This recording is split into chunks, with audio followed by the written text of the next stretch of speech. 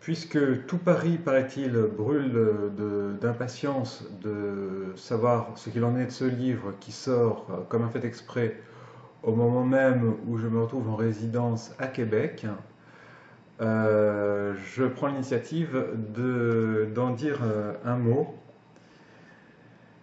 Euh, En fait, je crois que le projet remonte à pas mal de temps.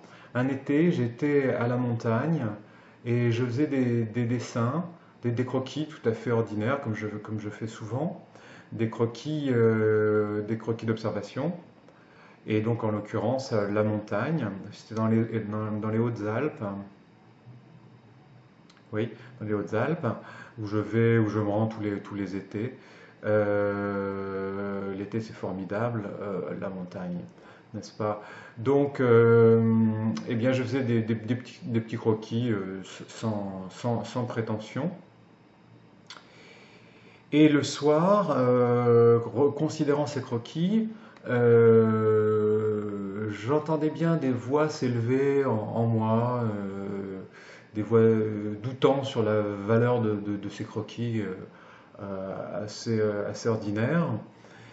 Et il faut croire que finalement la pratique du dessin ne m'est pas beaucoup plus familière, pas beaucoup plus simple, pas beaucoup plus décomplexée que la pratique de l'écriture, puisque quand je dessine, donc, je peux observer en moi des voix critiques qui s'élèvent du genre oui, qu'est-ce que ça vaut voilà, alors un petit cliché de la montagne et tu crois que ta journée est sauvée. Dis donc, ce pauvre chromo, c'est pas avec ça que tu vas faire avancer l'histoire de l'art. Ce genre de choses. Euh, Là que déjà je mets en forme, mais qui sont des doutes qui sont assez inhibants, évidemment. Et pour m'en débarrasser, j'ai eu l'idée de placer ces voix intérieures, de les placer directement sous les dessins en question. Comme pour exorciser ces voix qui m'inhibaient. Et je me suis aperçu très vite que le résultat était assez drôle. Et pour moi, libérateur. Euh, Et donc, j'ai été obligé de formuler, de mettre en mots ces voix intérieures qui sont évidemment un peu informes, un peu inconscientes, un peu. Et donc, les mettant en mots, je leur ai donné une forme précise et du coup, ça a permis de m'en libérer. Hein. Euh, mais je m'en suis pas tenu là, c'est-à-dire que j'ai essayé de répondre à ces objections qui m'étaient faites, du coup. Répondre donc, par exemple, mais comment ça, mais je prétends à rien du tout, je le fais pour le plaisir, etc. Et donc c'est à partir de ce moment-là que s'est mis en place l'idée d'établir une sorte de dialogue intérieur, d'accoucher sur le papier d'un dialogue intérieur qui était le mien, en fait, face à tout ce que je faisais, je dessinais. Et très vite, j'ai trouvé que le résultat était assez drôle. Et, euh, et donc j'ai fait d'autres dessins auxquels j'ai ajouté ce type de dialogue. Alors évidemment, ça s'est renouvelé et ça a été pour moi un peu, c'est devenu un jeu pratiquement. Et libérateur au niveau de la pratique du dessin, parce que même si mon dessin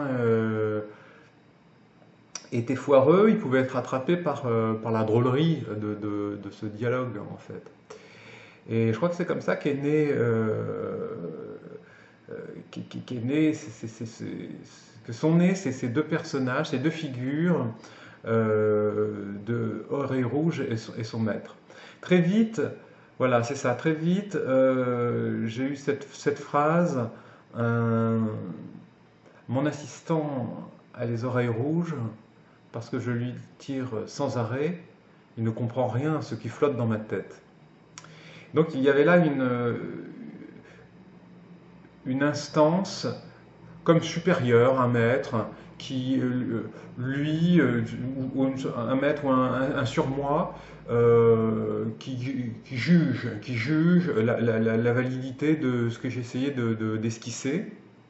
Et donc la voix plus mineure de la défense, en quelque sorte, qui tentait de se justifier. Et très vite, ces voix sont devenues autonomes. Et je les ai entendues clairement, comme étant deux, et ça moi qui ne suis pas du tout romancier, et je ne me suis jamais aventuré sur ce terrain-là, j'ai pris conscience en effet de ce qui pouvait se jouer là quand on était romancier, c'est-à-dire l'apparition de, non pas de personnages, mais presque, oui, de voix. De voix avec un univers propre à chaque fois. Je sentais bien que l'un avait un ton particulier, l'autre non seulement un autre ton, mais une autre vitesse d'expression. Et j'avais absolument rien anticipé. Et donc ça s'est improvisé comme ça sur des petites feuilles. Et puis je les ai rassemblés. Et j'ai senti qu'il y avait là matière à faire une sorte de feuilleton assez modeste et que j'ai commencé à mettre en ligne sur mon blog. Et c'est devenu Oreille Rouge, le disciple, l'assistant, auquel le maître tire les oreilles sans arrêt, Oreille Rouge et son maître. Alors évidemment, ça envoie sur une piste assez pratiquée déjà en littérature, ce qui aurait pu me complexer. J'avais beaucoup apprécié Jacques le fataliste et son maître, hein, ce genre de choses. Mais j'ai pas voulu m'embarrasser avec ces références un peu lourdes. Et j'ai tout simplement continué à essayer de donner vie à mes deux personnages. Et voyant bien que ça commençait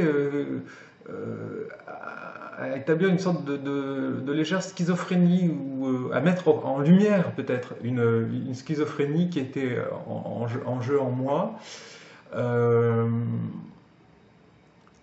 Alors j'espère que c'est le cas chez nous tous en réalité, ce qui fait qu'on a autant de mal à adhérer pleinement à ce qu'on fait.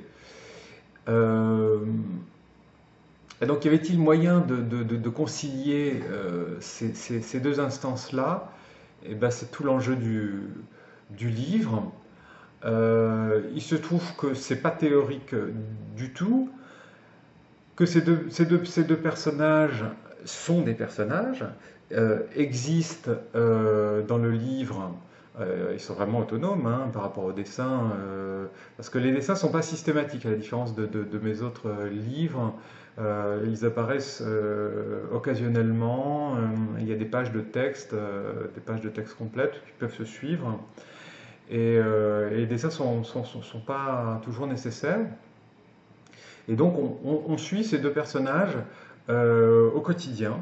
Alors évidemment le quotidien, parce que je voyais mal leur faire vivre quoi que ce soit, ne vivant moi-même rien d'exceptionnel, c'est une chose que j'assume depuis le départ. Le quotidien étant la seule aventure, à mon avis, qui vaille le coup. Le reste n'est qu'un ajournement à ce défi. Enfin, comment vivre au quotidien, comment bien vivre, comment ne pas sombrer, comment ne pas s'éteindre, comment continuer à voir le monde. Comment ne pas fuir ce qu'on est, ne pas fuir le monde dans la dispersion, la distraction, l'ambition, la projection. Comment trouver un accord avec soi qui ne soit pas non plus une façon de d'émission d'une ambition supérieure, qui ne soit pas non plus un confort de loser. Et évidemment, ça soulève tout un tas de questions, qui sont aussi les questions, bien sûr, de la sagesse, un sujet qui m'est cher. La sagesse, on en entend parler beaucoup aujourd'hui, hein, c'est dire si elle nous manque.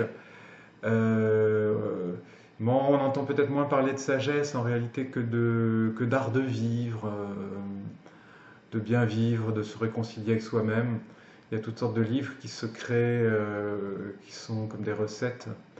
Évidemment, c'est assez misérable et ça prouve bien il y a là quelque chose qui nous manque, qui nous fait défaut et qui est nécessaire. Alors évidemment, les recettes ne seront d'aucune utilité, hein, ça va être une forme d'aliénation, une nouvelle forme d'aliénation ou une nouvelle forme d'ajournement. C'est une chose à régler avec soi-même. Voilà. Mais pour revenir à Oreille Rouge et à son maître, donc on les suit au quotidien, réellement, au quotidien. Et très vite apparaît le problème qui est forcément le mien, puisqu'il s'agit d'un autoportrait, hein, en réalité, évidemment. Mais pas seulement, parce que c'est moi et moi-même, mais c'est aussi moi et mon ami. Et c'est un portrait aussi d'un couple au quotidien. D'un couple dans un appartement qui s'occupe, tant bien que mal, bien qu'étant occupé à rien de particulier, il ne semble pas avoir de travail socialement, mais on voit qu'ils sont très occupés au quotidien à faire des choses diverses, parfois un peu dérisoires, et parfois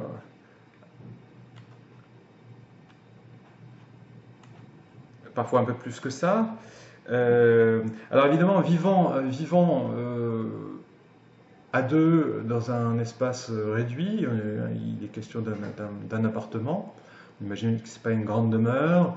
Ils sont un peu les uns sur les autres.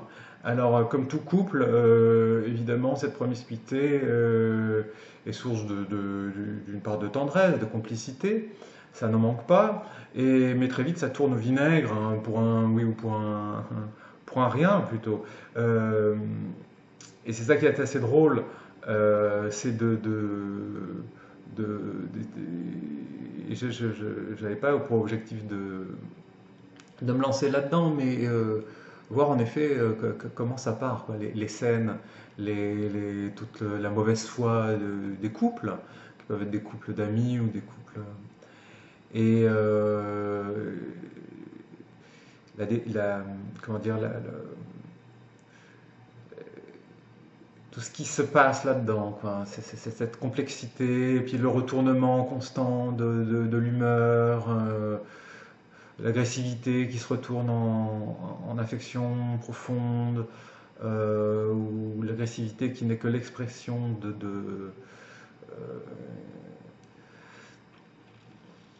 et puis le désespoir, hein, le désespoir qui atteint l'un ou l'autre, et la tentative à chaque fois de l'un et de l'autre de secourir, de venir en aide à l'autre.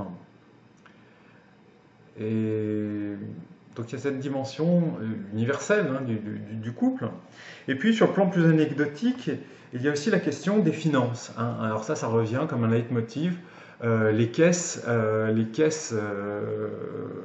se vident Et il va être temps de remédier à un problème que ne veut pas voir le drapier qu'il est dans sa sagesse, dans son détachement un peu affiché, que ne veut pas voir le maître. Le disciple et l'assistant lui rappellent constamment que ça va risquer d'être un problème tout bientôt. Il va falloir remédier à cela. Et donc il y a diverses tentatives de, de gagner un peu d'argent dans un monde où gagner de l'argent est assez difficile quand on n'a pas envie de plonger dans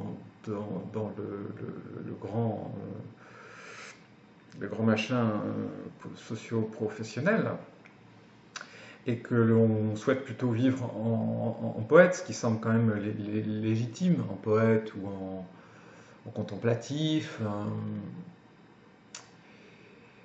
Voilà. Et comment vivre aujourd'hui d'une pratique d'écriture, de dessin, puisqu'en l'occurrence, eux, ils semblent dessiner essentiellement. Euh, comment vivre, comment survivre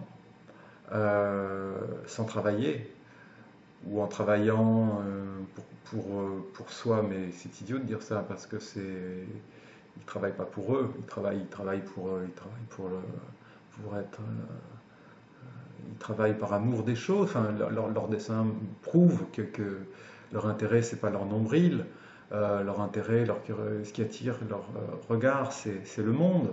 Donc, mais évidemment, ça rapporte pas grand-chose. Et il faut faire avec. Euh, voilà. Voilà, voilà. Que dire de plus?